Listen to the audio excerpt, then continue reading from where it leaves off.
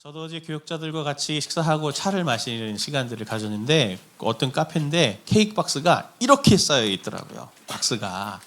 그걸 보면서 옛날 제가 생각나는데 옛날 제가 섬기던 교회 앞에 이 P로 시작하는 빵집이 있었거든요. 근데 그 집에서 성탄절에 케이크 얼마 팔렸을 것 같습니까? 지금도 아마 그렇게 팔릴 텐데 그 큰 빵집이 아닌데도 성탄절 하루에만 1000개가 나간대요.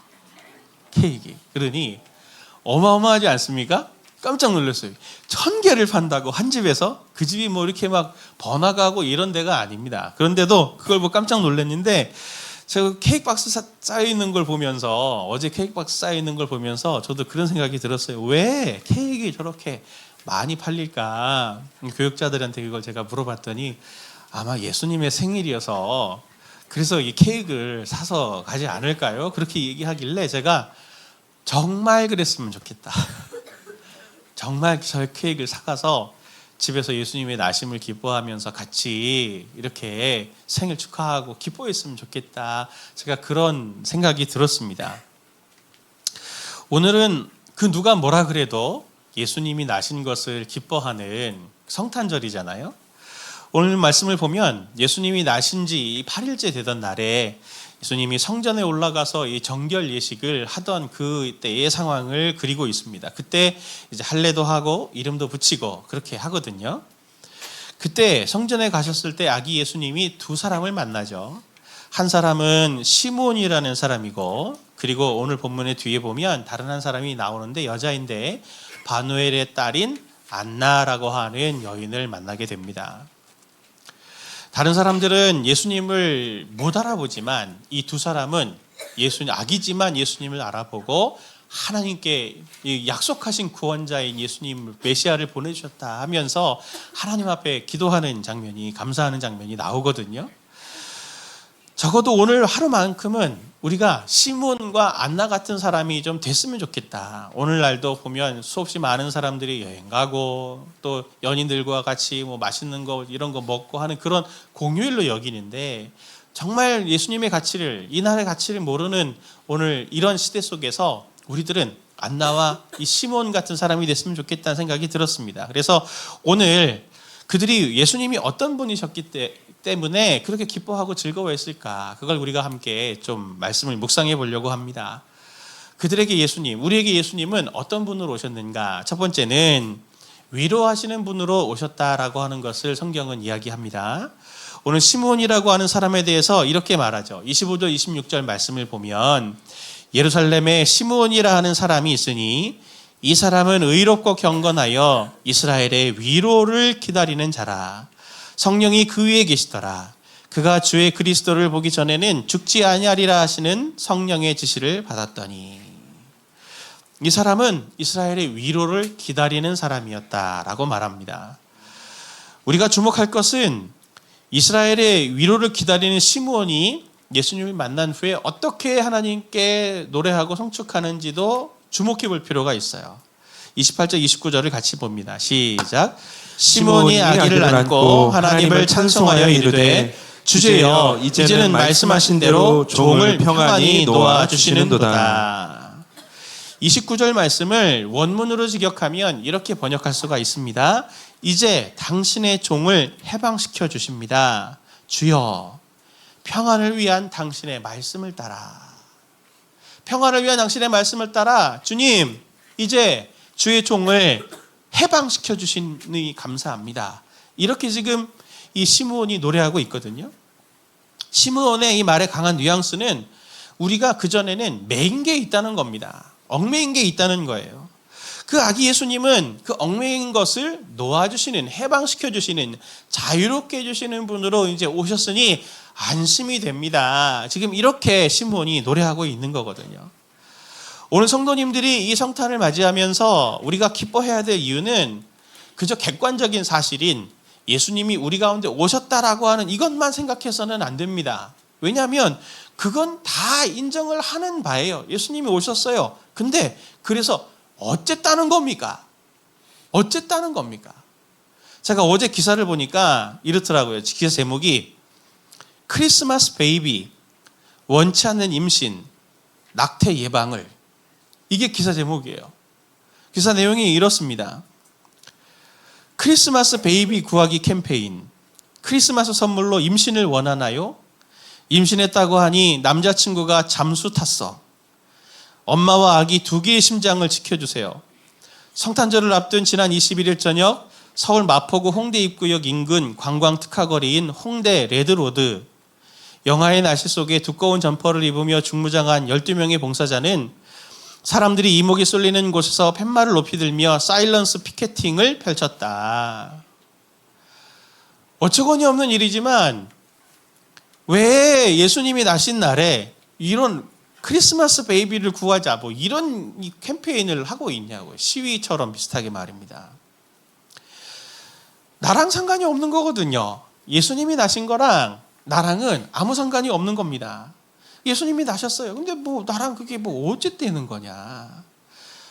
아무런 관계가 없는 거죠. 그러니 사람들이 성탄절이라고 해서 놀고 공휴일이 되고 그때는 서로 사랑하는 사람들에게 사랑을 나누고 선물을 나누고 하는 그것만 딱 남아가지고 사랑하는 날이 된 거죠. 즐기는 날이 된 거죠. 그거 외에는 공휴일 외에는 아무 의미가 없는 날이 성탄절이 된 겁니다. 우리에게는 어떻습니까? 성도님들에게는 성탄절이 어떤 날인가요?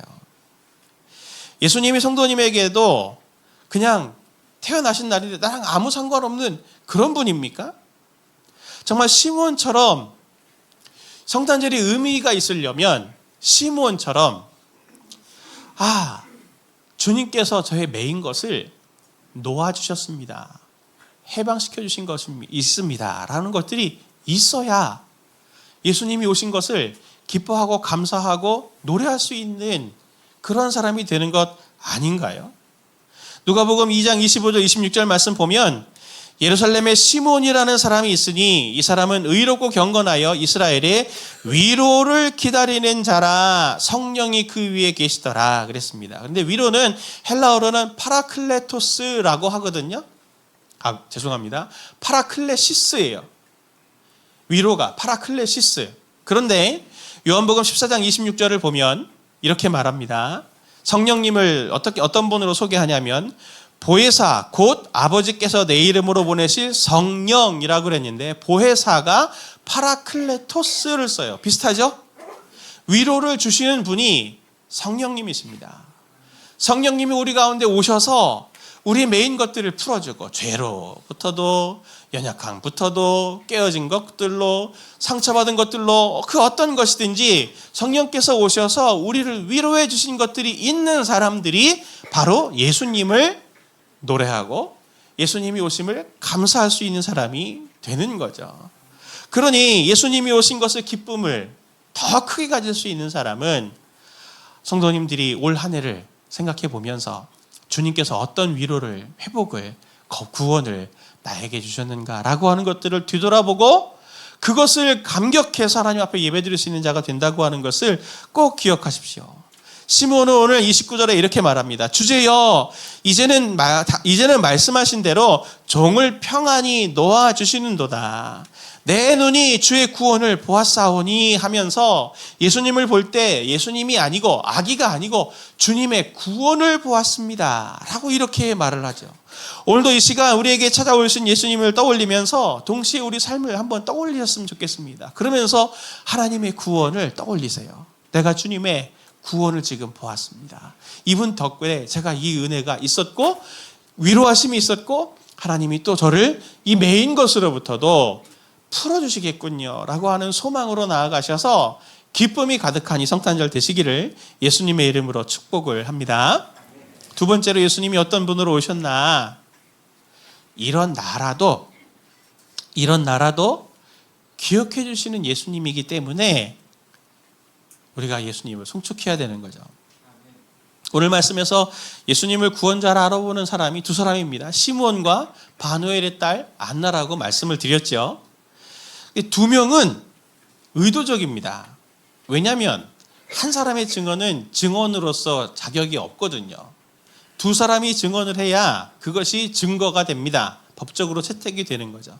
이 아기가 바로 메시아다라고 하는 것들을 증언하기 위해서 이 두 사람, 시므온과 이 바누엘의 딸 안나를 하나님은 선택하셨는데 한번 생각해 보십시오. 이 사람들은 공통점이 있습니다. 아주 평범한 사람들이라고 하는 거예요. 시므온이라고 하는 이름은 그 당시에 제일 흔한 이름이었습니다. 제일 흔한 이름. 제일 흔한 이름 있죠? 우리나라에도 그런 이름 중에 하나예요. 그러면 바누엘의 딸 안나는 어떤 사람인가? 누가복음 2장 36절부터 37절 말씀을 보면 이렇게 바누엘의 딸 안나를 설명을 합니다. 같이 봅니다. 또 아셀 지파 바누엘의 딸 안나라 하는 선지자가 있어 나이가 매우 많았더라. 그가 결혼한 후 7해 동안 남편과 함께 살다가 과부가 되고 84세가 되었더라. 이 사람이 성전을 떠나지 아니하고 수야로 금식하며 기도함으로 섬기더니. 아멘.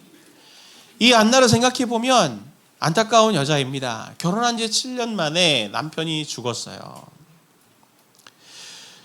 어릴 때부터 유대 사회에서 남편이 죽는다고 하는 것은 이제 경제 생활을 못 한다는 얘기입니다. 바로 가난에 빠지게 되는 거예요. 그렇게 7년밖에 결혼 생활을 못 하고 84세가 되도록 얼마나 많은 눈물과 고통의 상처들이 그의 여자의 마음에 가득했겠습니까? 그리고 84세예요. 지금도 84세는 굉장히 어르신이죠. 이 당시에 84세는 정말 노파입니다. 노파. 누가의 표현은 굉장히 고상하게 지금 표현한 것이지 당시 사람들에게, 성전에 드나드는 사람들에게 이 여자는 어떻게 보였을 거냐면 겨우 동정을 구해가지고 겨우겨우 사는 가난한 거지 여자에 불과한 한 사람이었을 겁니다. 그 사람이 바로 바누엘의 딸 안나였던 거죠. 성도님들은 누가복음의 이야기를 보면서 어떤 생각이 드셨습니까? 이 두 사람에 대해서 상당히 자세하게 설명하는 걸 보면서 좀 이상하진 않으셨나요? 저는 이 시므온과 안나에 대해서 너무 자세하게 얘기하는 걸 보면서 참 이상하다. 저는 그 생각을 많이 했거든요. 근데 묵상하면 묵상할수록 은혜가 되는 거예요. 내가 시므온이면 어땠을까? 내가 안나였으면 어땠을까? 그 생각을 해봤죠. 생각해 보십시오. 똑같은 사람 중에 하나, 그리고 제일 가난하고 궁핍한 사람 중에 한 사람에게 하나님은 메시아이신 온 유대가 기다려왔던 그 메시아를 알아볼 수 있는, 그리고 증언할 수 있는 증인으로 하나님께서 삼으셨다고 하는 걸 생각해 보면 얼마나 그게 감격이 되겠어요. 누가 나 같은 걸 기억해 준다고, 누가 나를 귀히 여겨 준다고. 아무도 나를 귀히 여겨 주지 않고, 아무도 나를 특별하다고 생각하지 않고, 오히려 사람들이 나를 무시하고 나를 조롱하기까지 하는데 내가 뭐라고 나에게 이러한 귀중한 사명을 하나님께서 맡기셨지? 생각해보면 생각해볼수록 너무 영광스럽고 너무 마음이 뜨거워지지 않습니까? 우리는 이걸 깊게 생각해 볼 필요가 있어요. 왜냐하면 우리가 하나님을 믿고 하나님을 예배하고 하나님을 진지하게 우리가 섬기려고 하면 할수록 하나님 앞에 나아갈 때마다 특히 내가 실제로 실패했다고 느낄 때, 낙심했다고 생각이 들 때, 시험 들었다고 생각이 들 때, 하나님 앞에 나아갈 때 어떤 마음으로 나아가십니까? 하나님 앞에 나아갈 때 난 자격이 없어. 나는 또 실패했어. 나는 할 수 있는 게 없는 것 같아. 나는 믿음이 없는 것 같아. 이런 마음이 들어서 하나님 앞에 잘 나아가지 못하고 내가 이렇게 한심하니 하나님도 나를 사랑하실까? 이런 생각들을 우리는 종종 하지 않습니까? 그런데 오늘 뭐라고 합니까? 하나님은 그렇게 실패한 사람 같고 세상에서 실패한 사람 같고 아무도 기억해 주지 않는 시몬과 안나를 하나님께서는 택하셔서 하나님의 통로, 메시아를 증거하는 하나님의 동역자로 부르셨다고 하는 것이 무엇을 의미합니까? 아무도 너를 이해하지 않고 아무도 너를 기억해 주지 않아도 나는 너를 기억하고 있단다. 이렇게 안나와 시므온에게는 느껴지지 않았을까요? 안나와 시므온을 기억하시는 하나님이 오늘 성도님들에게도 동일하게 말씀하십니다. 사랑하는 아들아, 네가 네 스스로를 봐도 낙심이 되고 절망스럽고 나는 특별한 사람이 아니야, 나는 실패자야라고 하는 이런 생각이 든다 할지라도 나는 너를 기억하고 있다. 나는 너를 사랑한다. 나는 너를 건지기 위해서 너에게 찾아왔다라고 말씀하시는 하나님이십니다. 오늘 주님은 이 안나와 시므온을 실명으로 이름에 성경에 기록했잖아요. 우리는 그거 보면서 우리도 지나치잖아요. 우리도 지나쳐요. 안나와 시므온은 왜 기록되어 있지? 이렇게 그냥 어떤 남자가 어떤 여자가 이렇게 해도 되는데 안나 시므온을 실명을 기록하면서 여기 적은 것은 오늘 성도님들의 이름도 하나님의 생명책에 내가 하나하나 기록된 바가 돼서 내가 너를 절대 잊지 않고 반드시 너를 구원하고 반드시 너를 인도하고 너에게 복 줄 거다라고 하는 것을 약속하신다라고 하는 것들을 이 안나와 시므온을 통해서 오늘 우리에게 보여주고 싶어 하신다고 저는 분명히 믿습니다. 오늘 사랑하는 성도님들, 우리가 이 성탄을 맞이하면서 모든 분들에게 오신 예수님이라고 생각하지 마시고 정말 답답한 나를 위해서 절망 가운데 있는 나를 건지시러 오신 그 예수님, 나를 기억하고 계신 예수님을 이 시간 마음에 잘 받아들이고 그 안에서 잘 일어나시는 저와 우리 성도님들 되시길 예수님의 이름으로 축원을 드립니다. 기도하겠습니다. 하나님 아버지, 저희가 자격이 없고 저희가 늘 하나님 앞에서도 부끄러운 것이 많지만 그래도 괜찮다. 네가 나에게 나오기만 하면 된다. 나는 너를 건지려고 너의 메인 것들을 풀어주려고 온 예수다라고 하는 것을 오늘 우리 성도님들에게 주님께서 깨달아 알게 해주시기를 원합니다. 그리고 오늘 저희들이 이 예배를 주님 앞에 올려드리면서 마음껏 우리 그 예수님을 한껏 우리의 마음으로 받아들이게 하여 주시고 우리가 부족하고 낙심이 된다 할지라도 그 모든 것들을 가지고 십자가 앞에 가지고 나아가는 주님의 주권을 인정하고 주님께 피하는 저희 모든 성도들 되게 하여 주옵소서. 주님을 높이는 이 시간 되게 하여 주옵소서. 예수님의 이름으로 기도합니다. 아멘.